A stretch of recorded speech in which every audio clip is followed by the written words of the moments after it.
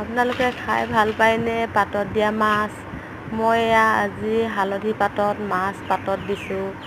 মই ইয়াত হালধি পাতত মাছ পাতত দিয়া খাই খুব ভাল পাওঁ। ইয়াত কি দিছোঁ আপোনালোকক দেখাইছোঁ, চাওকচোন।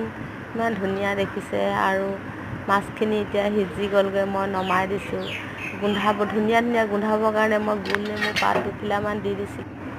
গোল নেমু পাত দুখিলামান দি দিছোঁ আৰু লগতে ভোট জলকীয়া এটা আৰু এনেকুৱা জাতি জলকীয়া দুটা দিছোঁ।